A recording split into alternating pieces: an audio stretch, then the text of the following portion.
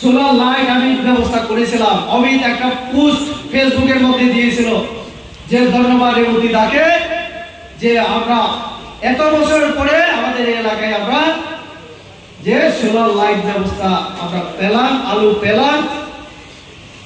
আমি বোধহয় এই গত 5 বছরে 3 থেকে 4 বার এই বাজারে এসেছি। আমি প্রদ্যুৎ বাবু এসেছেন কতবার, শুধু রাজনৈতিক ফায়দা নেওয়ার জন্য আসবেন। এইখানে আমাদের কি আছে, জোনাল অফিস আছে। আমি বলছি জোনাল অফিস সম্পর্কে একটু পরে। ক্রিত বিক্রম কিশোর মানিক্য বাহাদুরের নাম নিশ্চয়ই জানেন, কে?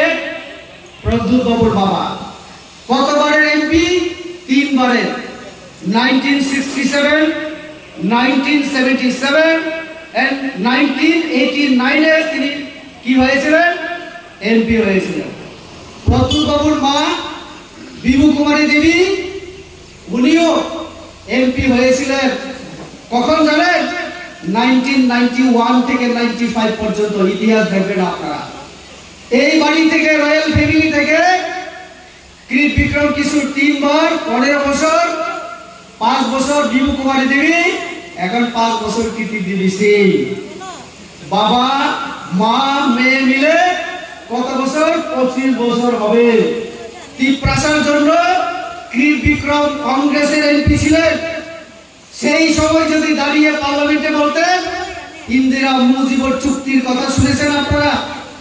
ইন্দিরা মুজিবর চুক্তির সময় যদি বলতেন ক্রিত বিক্রম मैं त्रिपुरा का राजा हूँ, আমার জনজাতি রবি, হ্যাঁ আবার তোমায় দেখা আবার সাকা গ্রেটার ত্রিপুরালেন নং আবার তবকে তাসা আবার নরেন্দ্র মোদী বলল নং যখন সাকা আসেন মিলে কাম খেলে তখন जों সাকা ঠিক আছে ফাইদি নং সারাবো নরক সারাবো जों সরকার চলে মানো যিনি 33-34 জন এমএলএ তো কোনো দরকার নেই। যখন খুশি থাকারই থাকলি, যখন সরকার থেকে বেরিয়ে যাওয়ার ইচ্ছা তুমি চলে যেতে পারো। আমরা তো সবসময় বলছি, আসার সময় আমরা ডাকিনি। তুমি বলেছিলে যে মিলেমিশে কাজ করব, তার জন্য আমরা তোমাকে নিয়েছিলাম। এখন তুমি যে কোনো সময় চলে যেতে পারো। গণতান্ত্রিক অধিকার আছে তোমার, বেঁধে রাখবো না আমরা তোমাকে। আর তুমি কথা বলতে পারো না যে বিজেপি এডিসিতে ঢুকতে পারবে না। আমরা এডিসিতে দাঁড়িয়ে আলোচনা করছি, ভাষণ রাখছি। আমাদের অমিত কথা বলেছে। মুখ্যমন্ত্রী আমি ডক্টর মানিক সাহার কথা বাদই দিলাম। এই ভারতবর্ষের মধ্যে এরকম কোন রাজনৈতিক দল নেই যারা জনজাতিকে এত সম্মান দেখিয়েছে, এত সম্মান, এত অধিকার, এত সুযোগ সুবিধা দিয়েছে। কোন সরকার, কোন দল ভারতবর্ষের ইতিহাসে কেউ দেয়নি। আমাদের এই সরকার হওয়ার পরে, সেটা দিল্লিতে হোক আর রাজ্যে হোক, আমি তিপ্রাসাদের কথা বাদই দিলাম। সব থেকে লাভ কার হয়েছে জানেন? রাজ পরিবারে প্রদ্যুৎ বাবুদের সব থেকে লাভ হয়েছে। আপনারা, আমি যদি 1-2টা উদাহরণ দেই আপনারা বুঝতে পারবেন।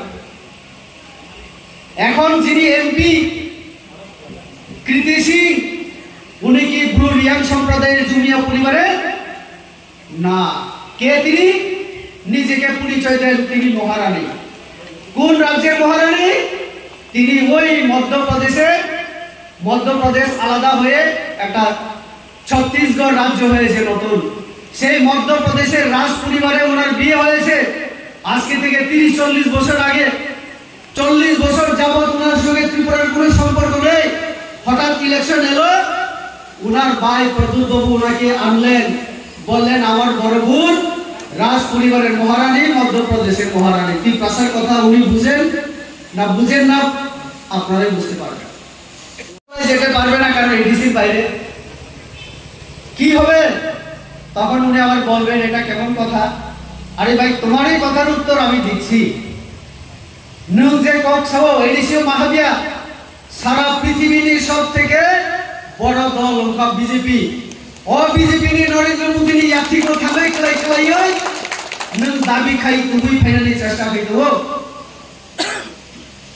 যখন কংগ্রেস খাইও আপনার সকালে যে একমাত্র ন্যাশনাল পার্টি সে ত্রিপুরা प्रसारणी सुख दुख যিনি অধিকার অধিকার है वो मुझे दे दो এই কথা যদি ক্রিট বিক্রম দাঁড়িয়ে বলতেন ইন্দিরা গান্ধী রাজীব গান্ধী জওহরলাল নেহরুদের সঙ্গে কাজ করেছিলেন তো আজকে আমাদের ব্লু জাতি জনজাতি আমাদের এই অবস্থা আজকে থাকার কথা ছিল না উনারই ছেলে ওই পরিবার থেকে তিনি স্বপ্ন দেখিয়েছেন আমাদেরকে ইমাম ফুলকা তিনি প্রসারণ এক খাইয়েছিলেন